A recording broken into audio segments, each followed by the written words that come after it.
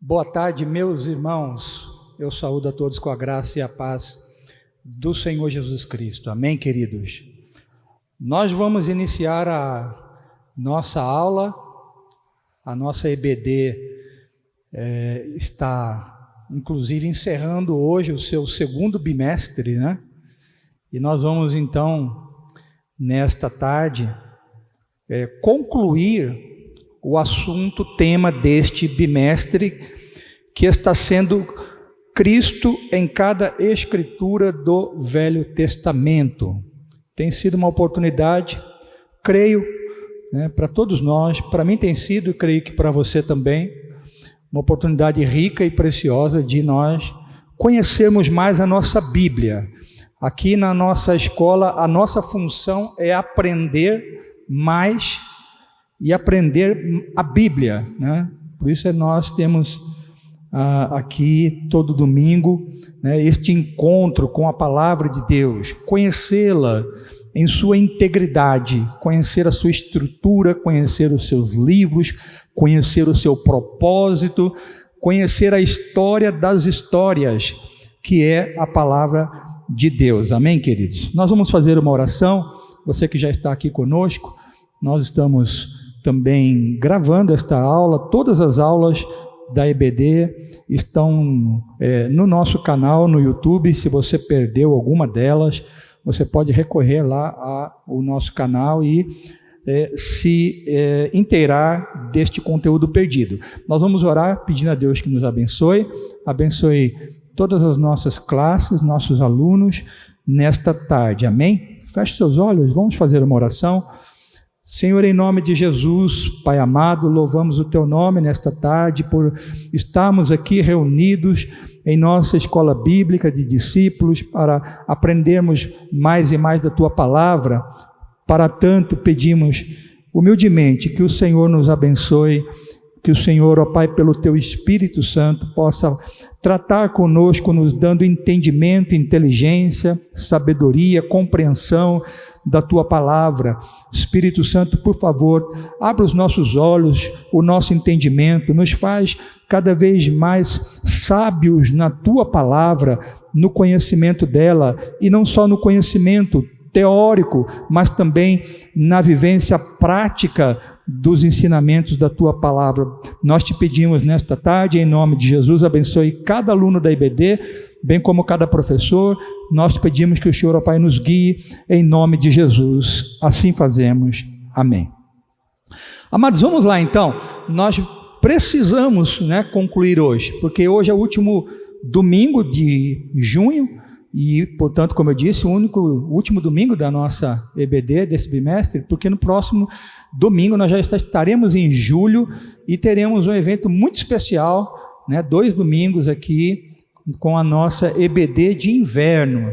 Sempre em julho a gente agora vai ter um tema especial, na nossa EBD, e nós vamos nesse ano ter, nos domingos dia 3 e dia 10, um tema, aliás, 2 temas muito especiais para a nossa edificação. Então, nós vamos correr hoje, porque o conteúdo é amplo. Nós vamos agora ver Cristo no último grupo dos livros do Velho Testamento, que vocês bem sabem, que é o grupo dos profetas menores. E eu pergunto já, alguém já leu um livro, pelo menos, dos profetas menores nesse ano? Meu irmão, quando chegar lá no céu, você vai ficar internado na ala dos profetas menores.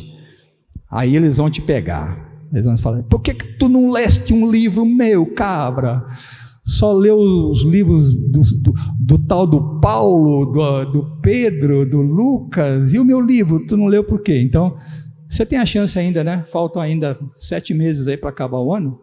Dá para você ler aí Oséias, Joel, Amós, Obadias, irmão, um capítulo só, dá para você ler os nossos profetas menores. Nós vamos começar hoje com o grupo, então, dos profetas menores, falando de Oséias, tá bom? Oséias, ele abrange um período de mais ou menos 60 anos na história, contando ali de 785 antes de Cristo. Então, ele profetiza até o tempo do início do cativeiro do reino do norte, que são aquelas 10 tribos que na divisão ficaram na parte superior lá do mapa de Israel. Então, Oséias vai profetizar neste período e neste contexto, tá? E o autor do livro é o próprio Oséias. Vamos ver um pouco então como a gente faz do teor do livro. Oséias era um profeta então do reino do norte, tá? Para as 10 tribos. Ele profetizou ao mesmo tempo, isto é, ele foi contemporâneo, né, de profetas como, por exemplo, Amós, né, como Isaías, Miqueias, né, que estavam estes 3 profetizando lá para baixo na região sul de Israel, para o reino do sul. E o ministério mesmo dele, então, como nós dissemos, tem um período de 60 anos. E um detalhe aqui, é o profeta com um período de profecia, né, mais longo de todos os profetas. Durante 60 anos consecutivos, ele profetizou. Isso é inédito, isso é uma meta, devia estar no Guinness Book, né, o profeta Oséias. O livro de Oséias, ele é uma grande exortação, como em geral, né, a palavra profética ali no contexto dos profetas em Israel ele é uma grande exortação, dirigida então para aquelas 10 tribos durante esse período aí, mais ou menos 60 anos antes do cativeiro, tá? E o tema da sua profecia de exortação, né, a Israel era esse: Israel, a esposa infiel, tinha abandonado o seu esposo compassivo, que a acolhe novamente. Esse é o tema, é um enredo de Oséias. Nós pregamos aqui recentemente em Marcos sobre Cristo se revelar, se identificar como o noivo, né? E essa identidade, de fato, tocava muito o coração dos religiosos de Israel, porque ao fazer isso, Jesus se comparava com o próprio Yahvé, que era o esposo compassivo, aqui nas palavras de Oséias e também nas palavras de Isaías e em outras passagens no Velho Testamento, onde Deus, Yahvé, se identifica como o noivo de Israel. Vem Jesus e se identifica como este noivo compassivo. Deus, apesar da infidelidade da noiva, Israel, ele vai ser esse esposo que acolhe novamente Israel de forma compassiva e misericordiosa, baseada no seu amor leal.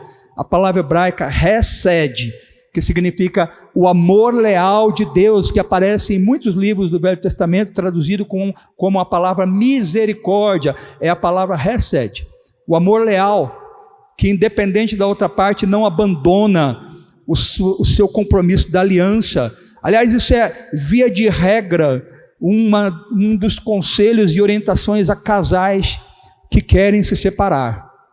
Eles perguntam: pastor, eu devo me separar? A resposta, obviamente, é não.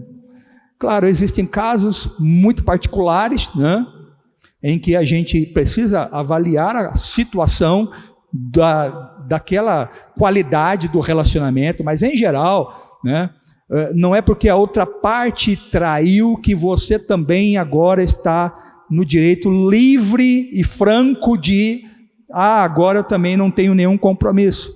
Deus é este modelo de marido ou de esposa, né, de cônjuge, vamos dizer assim, né, para nós.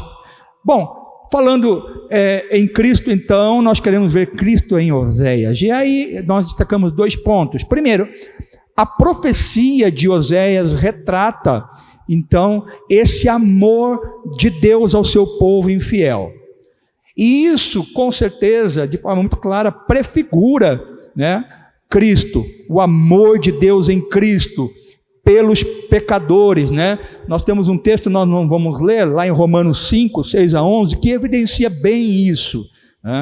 Deus, apesar da infidelidade dos pobres e miseráveis pecadores que mereciam o juízo e somente isso, Deus, na sua misericórdia, em Cristo Jesus, amou-nos. Por que nós o amamos, amados? Porque como nós falamos e cantamos, porque Ele nos amou primeiro, amém?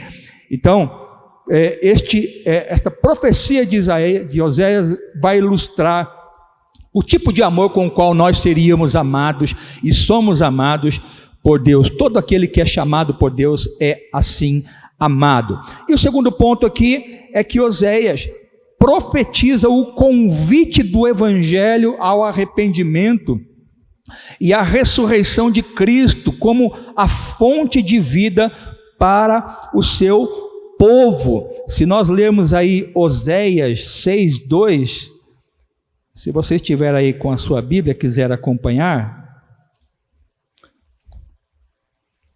Oséias 6, capítulo 6, verso 2, há um convite ali, um convite muito especial, e diz assim, na verdade, vamos ler o 1 e o 2, venham, voltemos para o Senhor, porque Ele nos despedaçou, mas vai nos curar, Ele nos feriu, mas vai atar as feridas, depois de 2 dias nos dará vida, e ao terceiro dia nos ressuscitará, e viveremos diante dele. Uma profecia, então, alusiva aí, ao arrependimento, mas também à ressurreição de Cristo Jesus, quando Oséias cita aí o terceiro dia da ressurreição de nosso Senhor Jesus Cristo, figurado aqui nessa profecia. Amém, queridos? Então,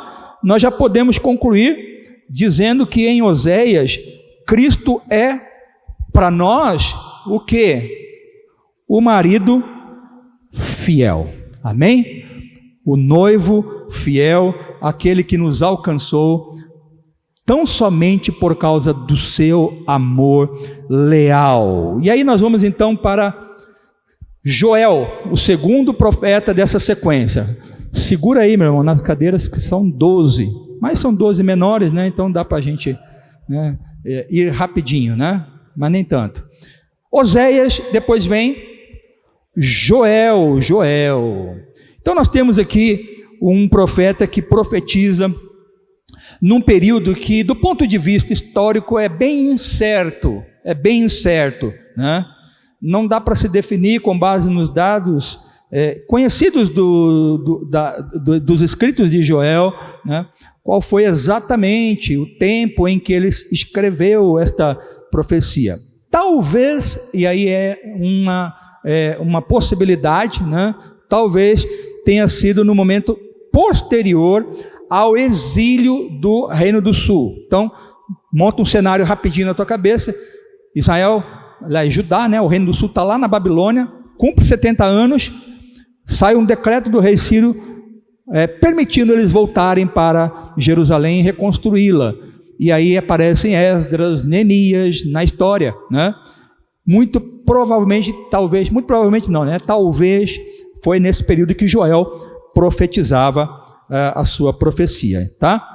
E o autor, esse sim é conhecido, é bem provável que Joel tenha escrito este livro, que vai tratar do seguinte, queridos: a ocasião da profecia de Joel, quando você lê, você nota, era uma invasão, muito destrutiva de insetos, o tal do gafanhoto, e aparece lá alguns tipos de gafanhoto, um cardápio que faria João Batista salivar pelos cantos da boca, comia gafanhotos com mel. Ali era um contexto de destruição, obviamente, e esse exército de gafanhotos, ele devastaria a terra, destruiria as colheitas e traria um quadro de caos e fome geral em Israel. O profeta, então, Joel, ele vê nessa calamidade um ato da visitação do Senhor, e se refere, então, a esse ato, como um tipo de castigo do final, do mundo. Então, aquilo que estava acontecendo, né? Situação em que muitos de nós, né, falaríamos, é do diabo, está repreendido, né? Gafanhoto, restitui, Senhor, este gafanhoto não vai comer meus bens, meus patrimônios. O Joel, ele é contra a cultura, né? Profeta é sempre assim, né? Profeta é sempre contra a cultura. Ele olha e fala assim, não tem nada do diabo, é Deus, né? É uma ação permitida, uma providência de Deus na história, para ao mesmo tempo trazer juízo, né, ali naquele contexto geopolítico e religioso, mas também, como a profecia tem essa perspectiva futurista, apontar para o tipo de calamidade que afetaria o mundo no dia final, o chamado dia do Senhor. Se você está aí com a sua Bíblia, Joel 1,15 vai falar desse dia, quando ele escreve assim: que dia, porque o dia do Senhor está perto, ele vem como destruição da parte do Todo-Poderoso. Então esse era o dia do Senhor profetizado por Joel. O tema de Joel, o dia do Senhor visto como imediato, ali naquele evento, né? A invasão dos gafanhotos, como iminente, um exército invasor viria, e nós sabemos que Israel foi devastado por exércitos, a despeito da graça e misericórdia de Deus, os exércitos destruidores vinham, e como também um evento futuro. Então, uma profecia em 3 perspectivas, né? Então, ali de imediato, como iminente logo para acontecer, e como futuro no castigo final. Cristo em Joel, vamos ver então? Cristo em Joel. Bom, primeiro nós temos aí a profecia do dia do Senhor, profetizado por Joel. Essa profecia aponta tanto para o juízo sobre o pecado, como também para a misericórdia e a compaixão de Deus. Porque ambos aspectos, tá? Juízo e misericórdia, vão ser cumpridos na vinda de Cristo. Na primeira vinda de Cristo e na segunda vinda de Cristo, nós vamos ter juízo e misericórdia caminhando, né, ali lado a lado. Então Cristo vem na primeira vinda, e a sua misericórdia, a sua compaixão é manifesta, mas também na segunda vinda, em vindo, né, no seu momento, ele vai manifestar juízo. Então, quando nós vemos uma profecia como a de Joel, nós podemos com esperança olhar para o futuro, porque de fato Deus, ele julga, mas também Deus, ele salva, né? A bênção culminante, né, ali em Joel 2,28, você deve conhecer bem este texto, né? Este texto é profetizado por Joel, ele é narrado no livro de Atos pelo apóstolo Pedro, naquele evento do derramamento do Espírito Santo. Essa bênção culminante, chamada assim por quê? Porque era o ponto alto, né, da igreja ao ser salva por Cristo, né? Ela recebe a promessa do derramamento do Espírito Santo, e o Espírito Santo vem, né, como uma bênção única, né? Não era uma primeira experiência e depois não haveria uma outra experiência, uma segunda bênção com o Espírito Santo, como se costuma pregar e ensinar. Não, era uma experiência única para a igreja, o derramamento do Espírito Santo, que marcaria assim então o início da vida desta personagem na história da redenção, que é a igreja, né? Então, esta bênção culminante ali profetizada em Joel, o derramamento do Espírito Santo, ele aponta para Cristo, porque quem prometeu, né, o derramamento do Espírito Santo? Jesus, o próprio Senhor Jesus. Aqui no verso 3 de Mateus 11, né, Mateus, capítulo 3, Mateus 11, nesse último ponto aí, a gente vai ler lá Jesus, ele prometendo, né, aliás, João Batista, né, dizendo que Jesus, ele vinha para batizar, né, com o Espírito Santo, os que creriam nele, né? também batizaria com fogo, né? Que é o símbolo do juízo do fogo eterno àqueles que não crerem. Aliás, é bom destacar isso. Quando João Batista fala que Jesus viria batizar com o Espírito Santo e com fogo, eu vejo muito crente falando, me batiza com fogo, Jesus, que eu quero ser batizado com fogo. Não queira isso, meu irmão. Esse batismo não é para você. O batismo para você é o batismo com o Espírito Santo. O batismo com fogo ali aponta para juízo sobre os que não crerem, tá bom? Então ficamos combinados assim. Não peça para Jesus te batizar com fogo, peça para Ele te batizar com o Espírito. Se você ainda não é batizado, não é membro do corpo de Cristo, né? Mas se você foi salvo, foi alcançado por Ele, creu em Cristo, você já recebeu o batismo com o Espírito Santo, sim. Amém, queridos? Então, vamos ver Cristo em Joel como sendo o quê? Aquele que batiza com o Espírito Santo e também com fogo. Esse é Cristo em Joel. Até aqui tudo bem, meu irmão? Você está acompanhando? Alguma dúvida, alguma contribuição? Você pode fazer, tá?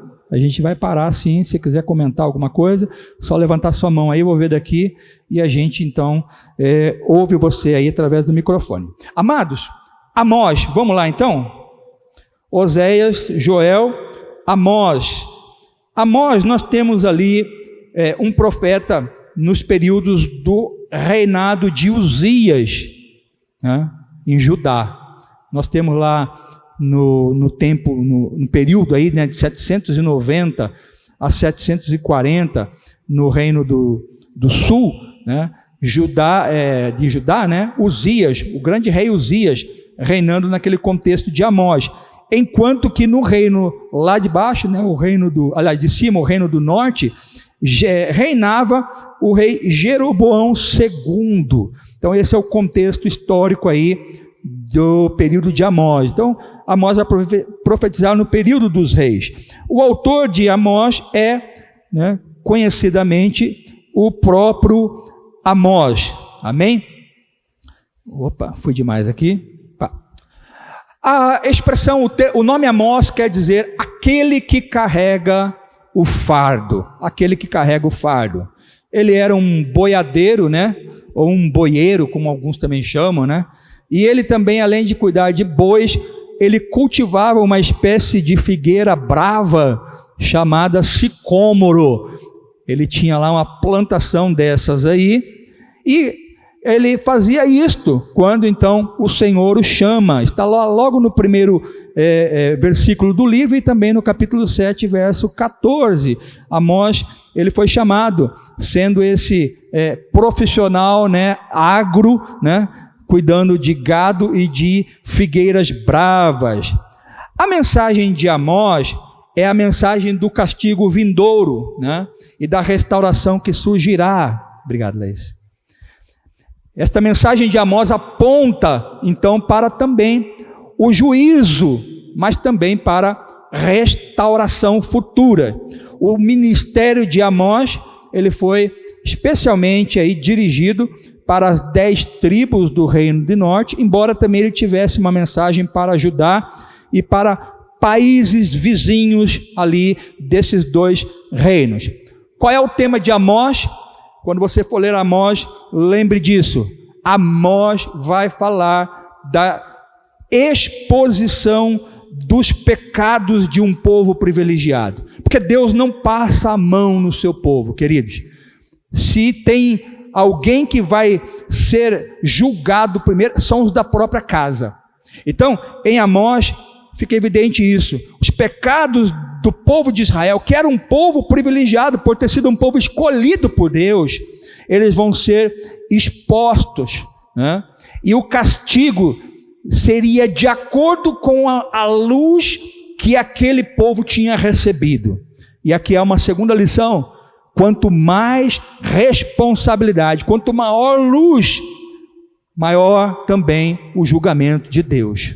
Então nós, por exemplo, somos um povo que Deus tem se revelado, tem revelado o seu propósito eterno em Cristo. Então, a quem muito é dado, muito também será cobrado, muito também será exigido. E foi assim com Israel. Então esse é o tema de Amós, e nós vamos ver Cristo em Amós. 2 pontos apenas, tá?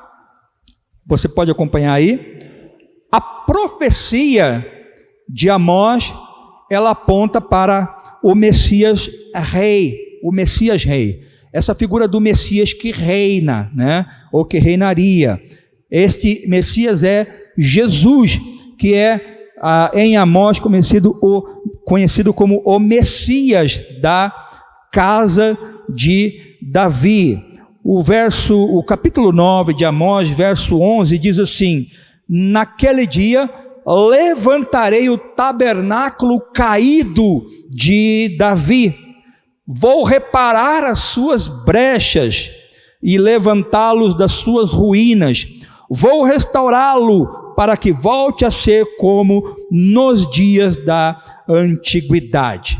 Então, a vinda e obra de Cristo reedificam e restauram a dinastia de Davi e a sua missão na qualidade de Messias. Então isso tem uma dimensão universal. Jesus é o Messias rei que viria a restaurar a dinastia de Davi, que é o governo, o reino.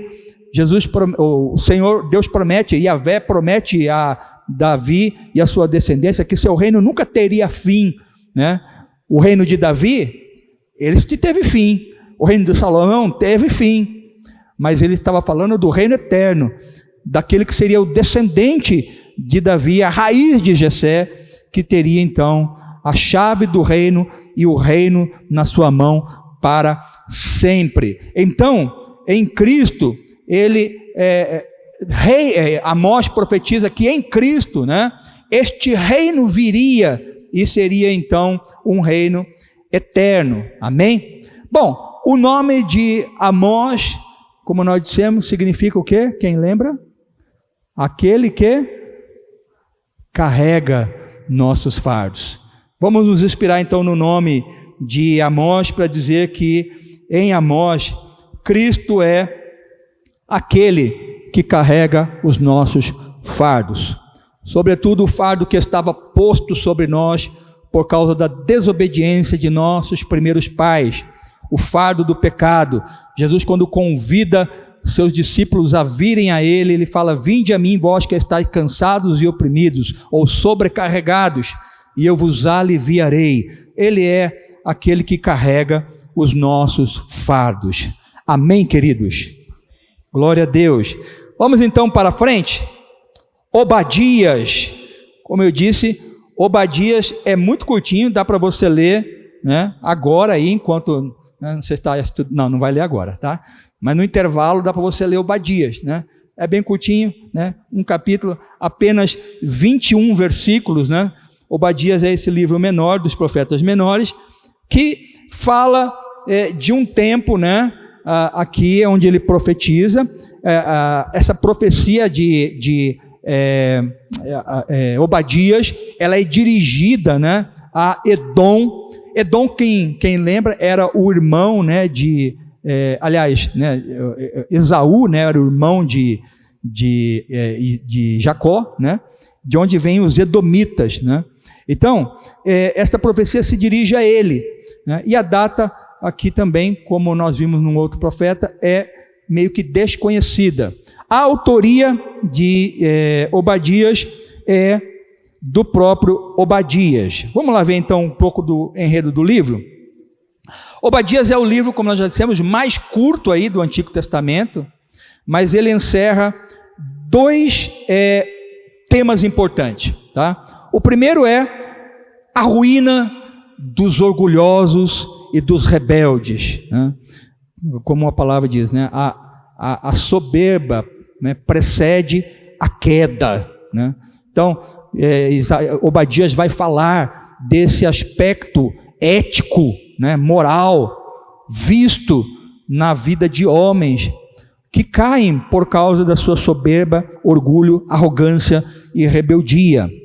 E ele vai falar também do segundo tema, que é o livramento dos mansos e humildes, porque também a Bíblia vai dizer que aqueles que se humilham serão exaltados, serão livres, né, por causa da sua humildade e da misericórdia de Deus.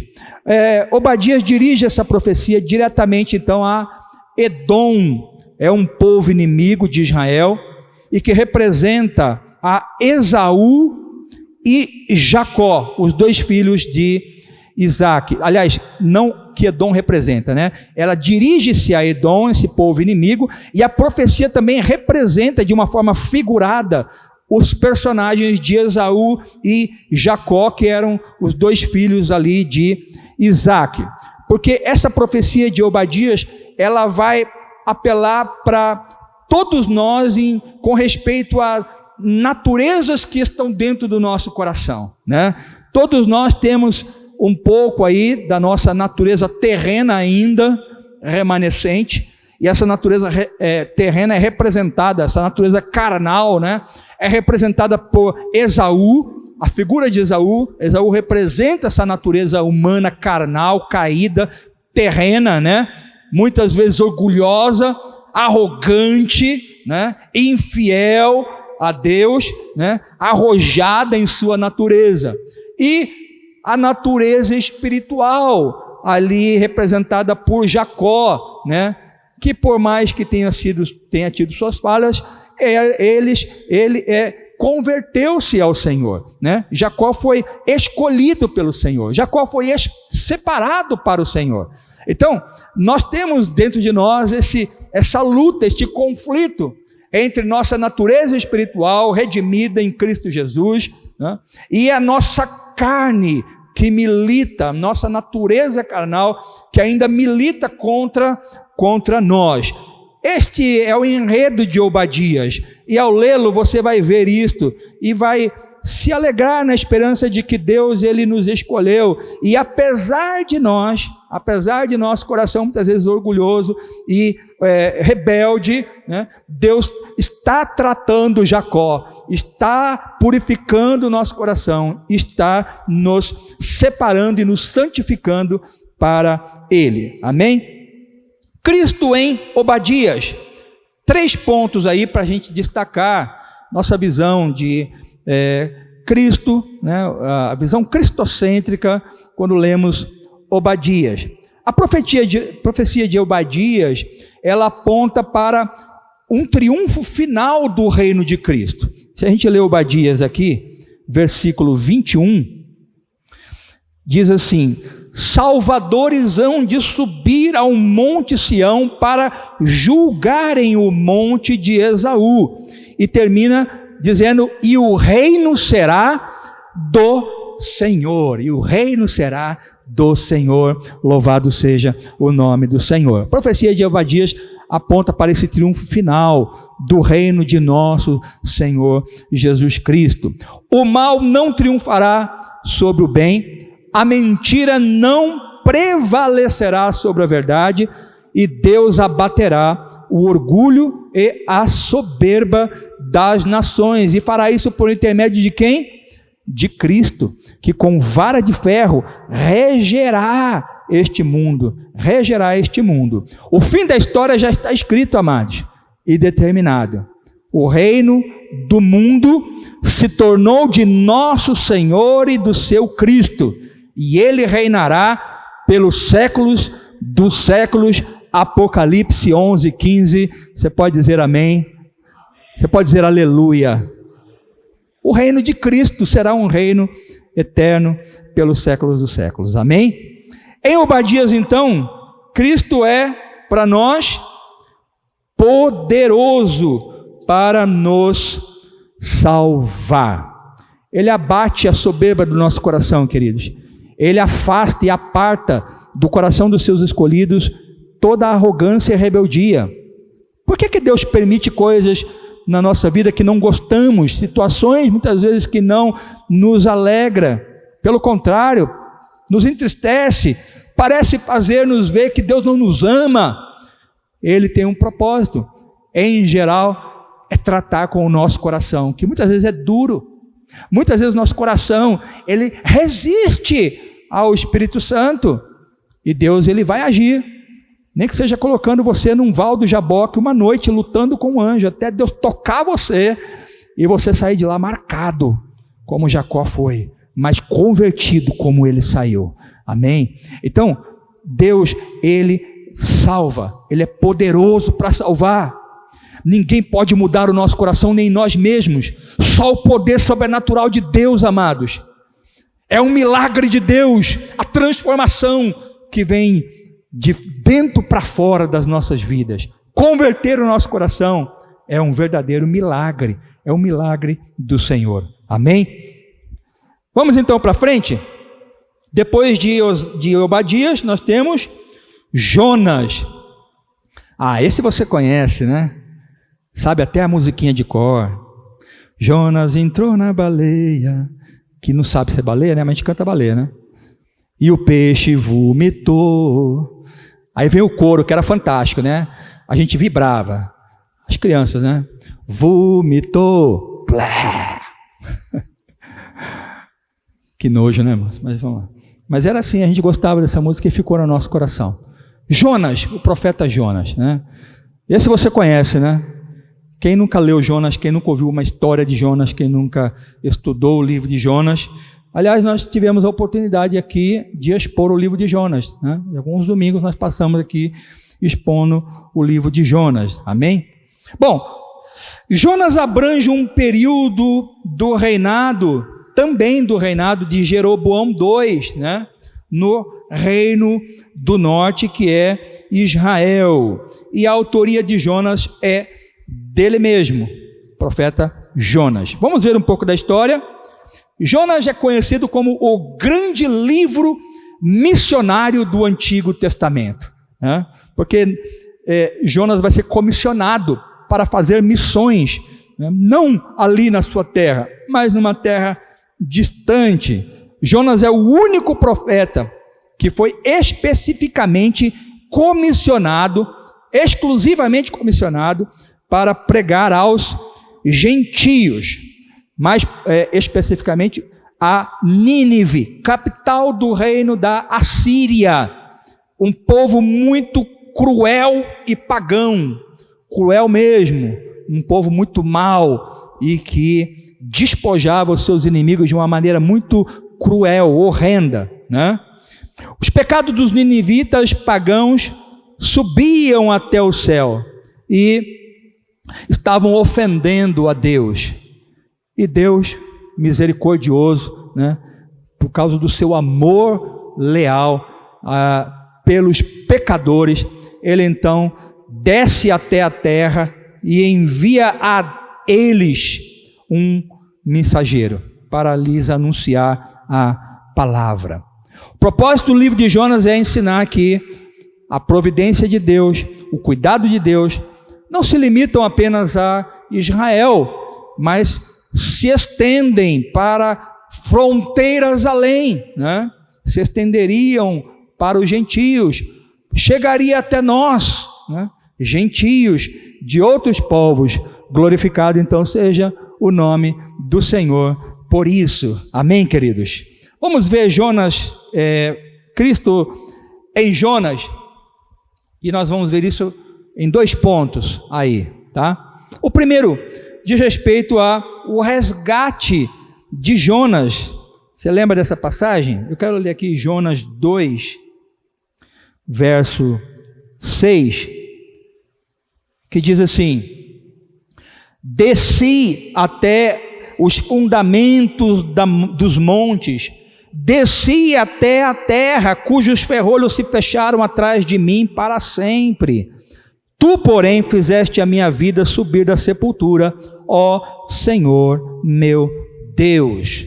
Jonas falou isso na forma de uma oração. Ele estava orando quando ele fala isso. E ele ora num lugar não muito confortável. Ele ora no fundo do mar, nas profundezas do mar, dentro do ventre de um grande peixe, no fundo do mar.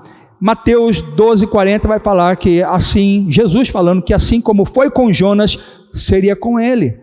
Ele seria ao terceiro dia ressuscitado do mais profundo abismo, o abismo da morte. Então, ali nós temos uma figura muito clara da ressurreição de Cristo Jesus, ao ponto de o próprio Jesus se comparar ali com Jonas naquela situação.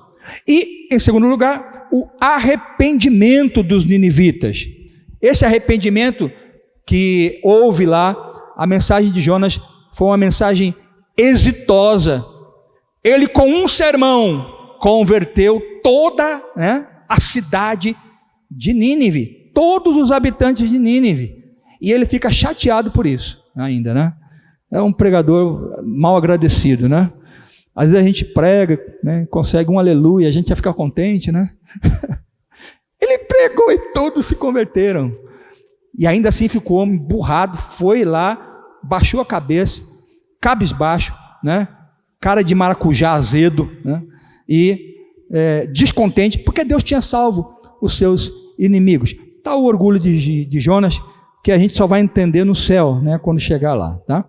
Então, esse arrependimento e a salvação dos ninivitas prefiguram, né, a salvação dos gentios em resposta à pregação evangélica, à pregação do evangelho, que é a pregação da morte e da ressurreição de Cristo Jesus. Nós vemos isso aí em Jonas 3,5 e Mateus 28, que nós também não vamos ler agora.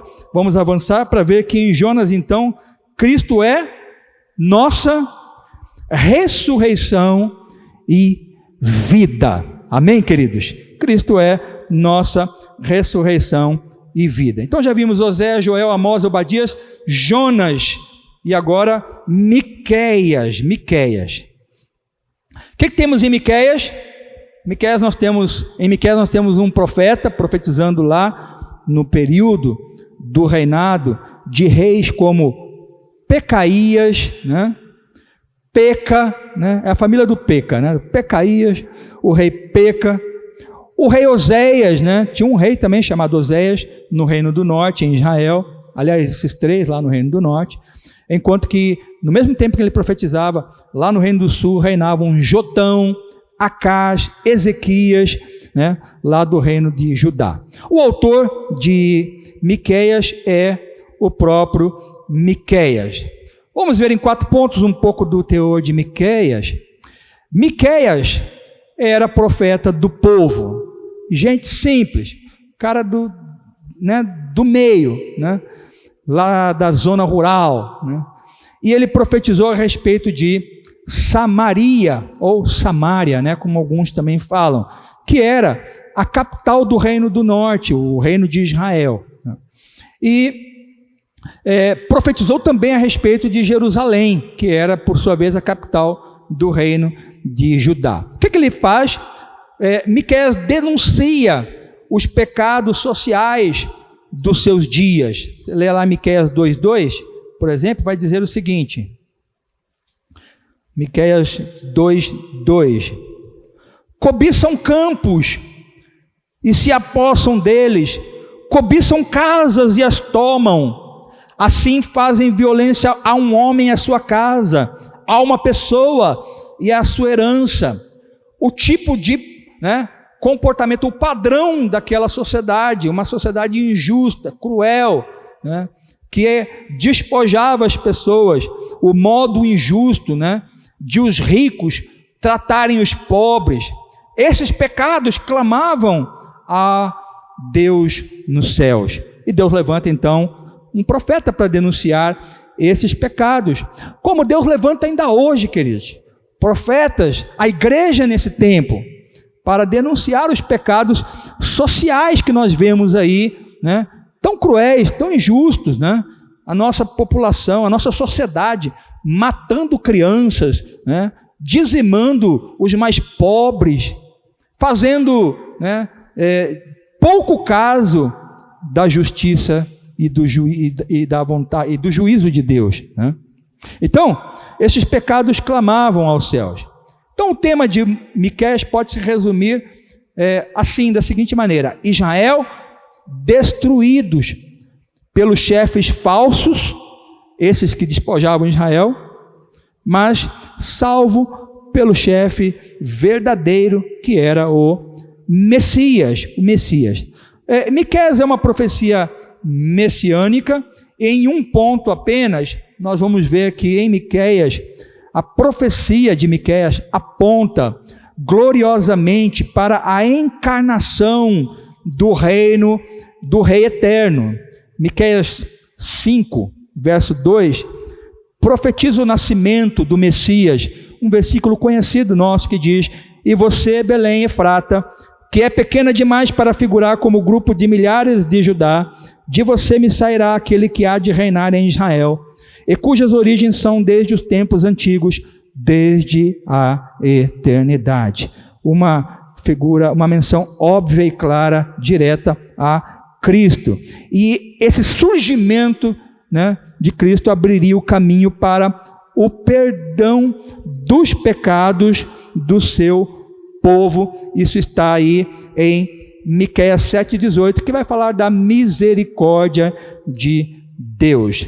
Então, em Miqueias, Cristo é o Deus encarnado, aquele prometido que nasceria em Belém e se faria homem em nosso lugar, o menino homem que nasceu para morrer por nós. Amém? Vamos para frente, queridos, que o tempo está quase acabando, mas nós vamos agora para Naum. O que nós temos em Naum? Um profeta dirigindo sua profecia no período situado aí no reinado de Manassés, que foi um rei terrível, diga-se de passagem, e também do rei Josias. O autor é o próprio Naum, tá? E é Naum, viu, gente? Não é não, né? Porque alguém falou assim: Deus, se for a tua vontade, me mostra se é sim ou se é não. Aí o camarada abriu a Bíblia, viu Naum, ele falou: não, então não é da tua vontade. Não é não, é Naum, tá bom? Vamos lá então ver um pouco de Naum em 3 pontos. Muito pouco se sabe sobre a vida dele propriamente, né? Exceto que ele era um profeta nascido na cidade de Elcos. Então aparece lá Naum, o Elcosita, cuja localização é incerta também, e que foi um profeta de Deus que anunciou a queda de Nínive, a capital do Império Assírio. Aquela mesma Nínive que Jonas foi lá, enviado, pregou, né? Algumas dezenas de anos depois, né? 120 anos depois, né? Aquela mensagem de Naum vai agora no sentido oposto, vai no sentido de juízo, né? Sobre a mesma Nínive. Então, 120 anos depois de ouvir a mensagem de Jonas e serem conduzidas ao arrependimento, eles, infelizmente, muitos voltaram às práticas, né, de idolatria, crueldade, e aquela geração posterior, né, pecou contra Deus, se desviou contra Deus, e então foram ali julgados por Deus. Naum pronunciou a mensagem do julgamento, então, de Deus contra os ninivitas, na forma de uma destruição completa. Cristo em Naum, né, apenas 2 pontos, nós temos aí que a profecia de Naum aponta para as boas novas do Evangelho, que anunciam paz por intermédio do envio do Salvador, que é Cristo. Naum 1,15 diz assim: eis sobre os montes os pés do que anuncia boas novas, do que anuncia paz.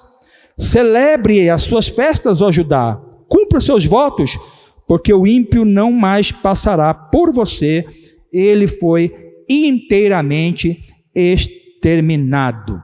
A profecia de Naum salienta o zelo, a vingança, a ira de Deus, que prefiguram o juízo final de Deus sobre os seus inimigos. Portanto, em Naum, Cristo é o juiz escolhido por Deus. Se em Jonas Deus se mostrou misericordioso, aqui ele se mostra juiz implacável, e será assim nesta presente geração, queridos. Nossa geração, nossas vidas, todas as pessoas um dia vão se encontrar com Cristo, mas não mais como o cordeiro, mas sim como o leão, como o juiz, e esses dias estão próximos. Abacuque, vamos lá? Abacuque profetiza no período do reinado, dos reinados, né? Do rei Josias e também depois do rei Jeoaquim, na sequência do período de Josias. E o autor é Abacuque. Você conhece Abacuque? Abacuque se mostra no seu livro um homem em conflito diante da aparente tolerância de Deus para com a iniquidade. O profeta está rodeado ali, principalmente no capítulo 1, de todos os lados, né, pela injustiça triunfante de nações que parecem não ser castigadas. Suas orações aparentemente também parecem não ser respondidas. Até que então o profeta resolve levar sua inquietação de uma forma decisiva diante de Deus, que lhe apresenta uma solução dos seus problemas, resumida na seguinte declaração, que é o coração deste livro: o justo pela sua fé viverá. Está lá em Abacuque 2:4. O tema deste livro, então, pode ser sintetizado assim, da seguinte maneira: o conflito e o triunfo final da fé. Amém? Vamos ver Cristo em Abacuque em 3 pontos. A profecia de Abacuque aponta para o quê? Justificação pela fé.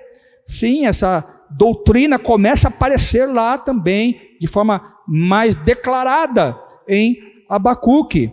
Isto é um ato da graça de Deus, que foi manifesto quando e no tempo? Em Cristo Jesus, né?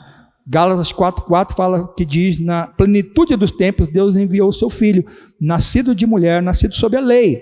Mediante a justiça da fé, Deus declara reto o pecador que crê e atribui-lhe uma reputação perfeita em Jesus Cristo.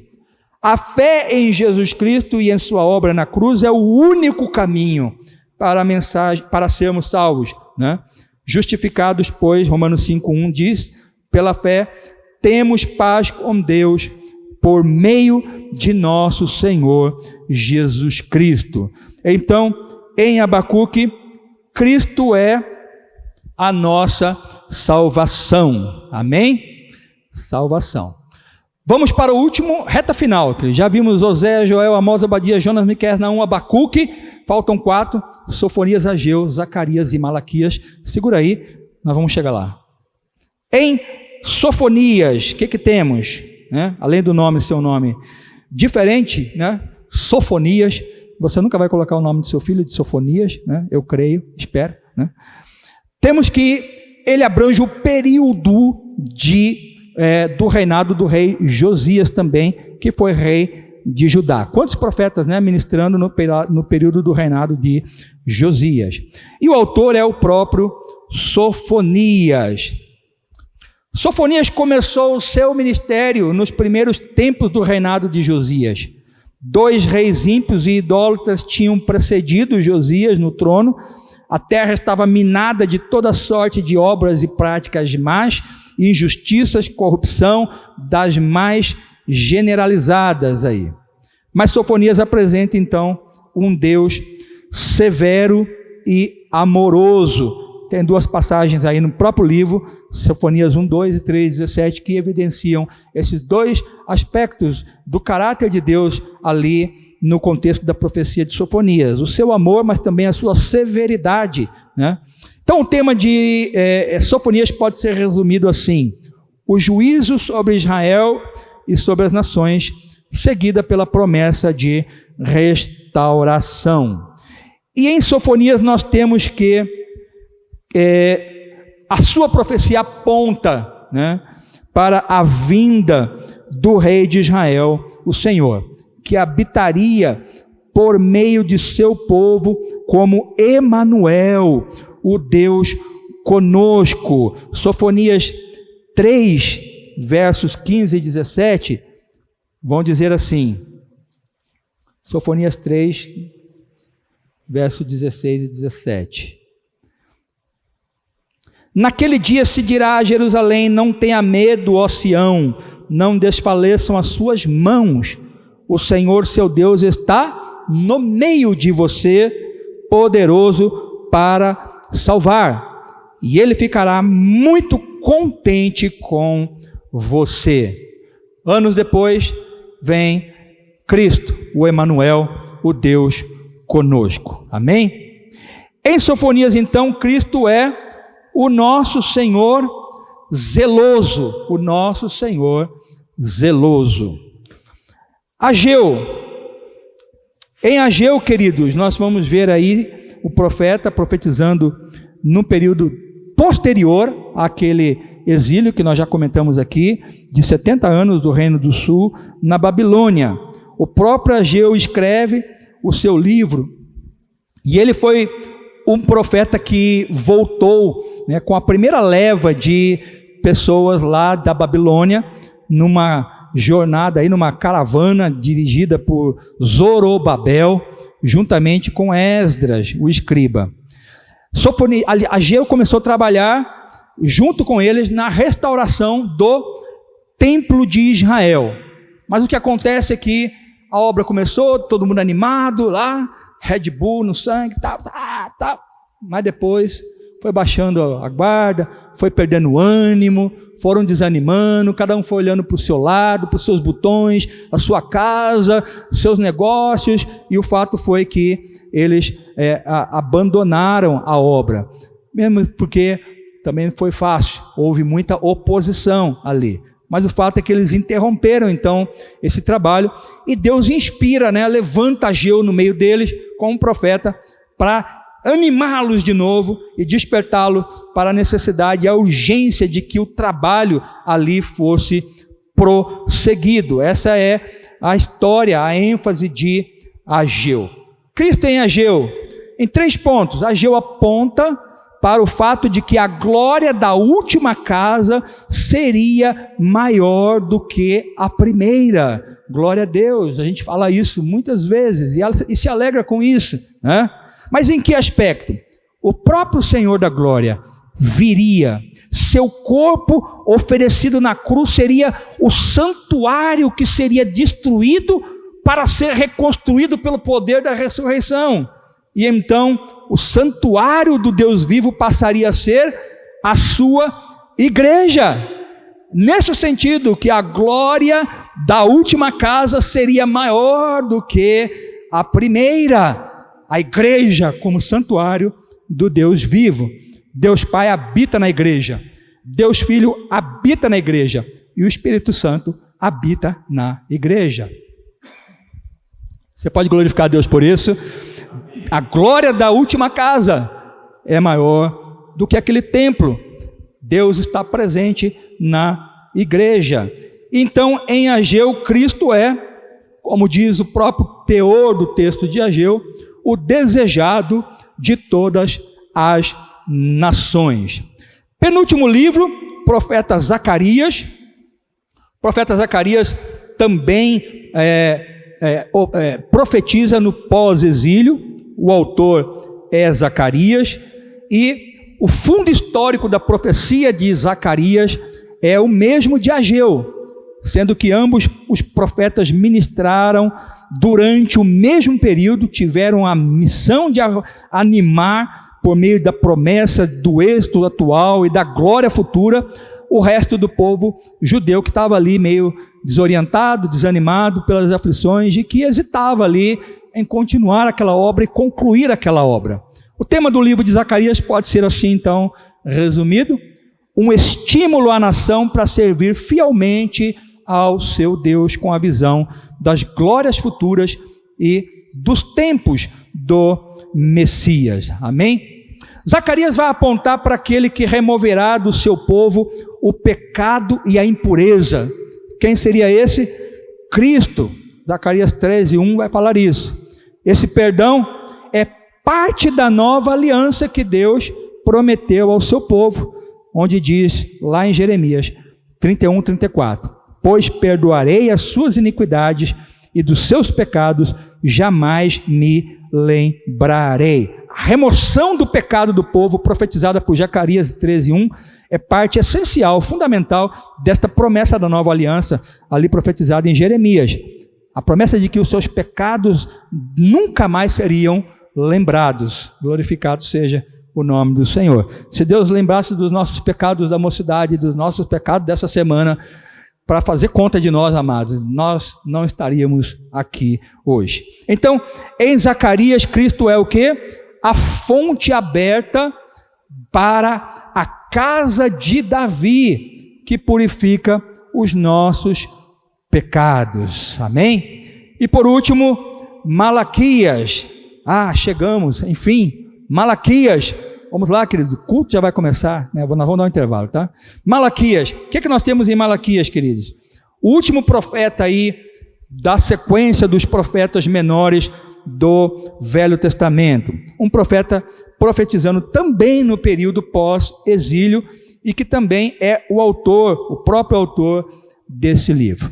A profecia de Malaquias é entrelaçada, né, com a história de Neemias.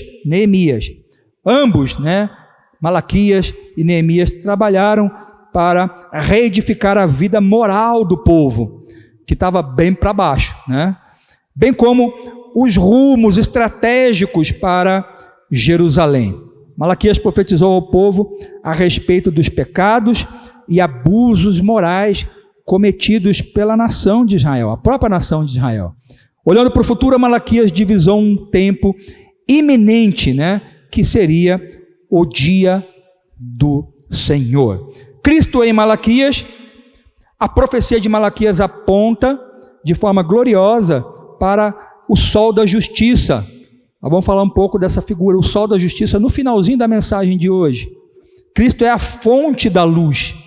Ele é a luz do mundo, como ele mesmo disse quando veio.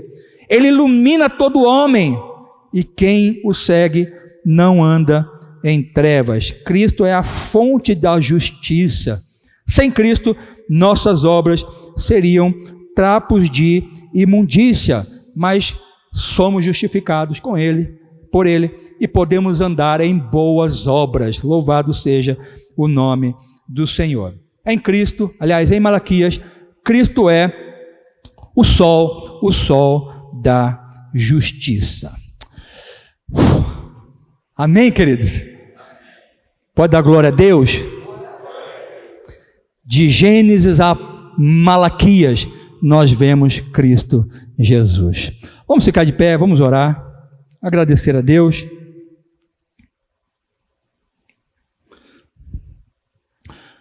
Feche seus olhos. Pai, obrigado, Senhor, pela Tua palavra. Queremos Te agradecer pela forma maravilhosa como o Senhor, em cada uma das escrituras do Velho Testamento, nos mostra a Sua misericórdia, a Sua graça em Cristo. Pedimos que o Senhor nos ajude a cada vez mais compreender, Senhor, Deus, ó Pai, a graça e a misericórdia do Senhor presentes na história da nossa vida, na história da nossa família, na história da nossa nação, na história do Teu povo, na história da terra. Senhor, compreender a Tua misericórdia por nós. Alguém acima do sol veio como sol da justiça para morrer em nosso lugar, redimir a nossa existência, manchada do pecado. Nós Te agradecemos por tão grande amor. Agora nos abençoe o culto logo mais, e que o Senhor seja glorificado em nós. Pedimos em nome de Jesus. Amém.